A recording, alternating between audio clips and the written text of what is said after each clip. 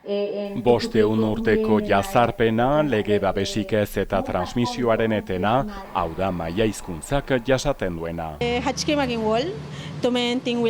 Mariak irratsaioak egiten ditu bere hizkuntza sustatzeko. Yukatanen 28%, besterik ez daki bertako mintzaira. Lotsarekin bukatu behar dela diote, arro daude beren hizkuntza berpizteaz, bizitzea gozatzea. Más allá de carcajearse decimos jaja, che. Entonces, esas palabras no las puedes encontrar en español.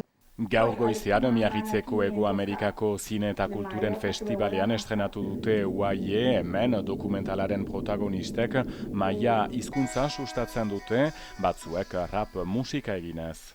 Si muere una lengua, muere parte de la humanidad, ¿no? Por todo todos los saberes, todo lo que conlleva. Euskarrik asko, gracias. Nip olal maya. Lo más importante es eskerrik asko. Uste dut hizkuntza txikiok mezu handia ditugula mundu honetarako, ez? Eta badugula zer esanik, eta horren aldarrikapena ere bada UAIE alde batetik. Hortan sinistuta egiten dugun lana. Dokumentala Gasteizko 3 gaztek zuzendu dute, Egoitz Andoni eta Iratik. Dokumental hau egiterakoan ikasi duguna batez ere, nire kasuan gehien balio izan didana da euskara bere lekuan jartzeko, eta ez dakit, gaur egun daukagun egoera askotan txarra ikusten dugu, eta oraingoan ez dakit, alde ona gehiago baloratzen dut. Da nik uste baliogarria dela baita beste hizkuntza komunitate batzutan ere, ez?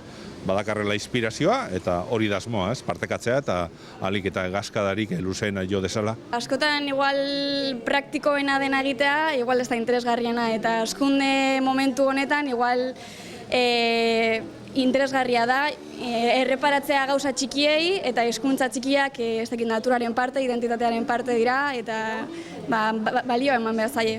Eta orain dokumental hau erakutsiko dute Mexiko eta Euskal Herrian, hitzorduen artean, urriaren 14 adibidez, Gasteizen. Jarraitzen dugu batzuekin eta beste batzuekin, ez? Guk esan ohi dugu, kontua arnaz luzeko kontua dela, ez? Hizkuntza lankidetzarena, ez? Hau da, honek luze jo duela, ez?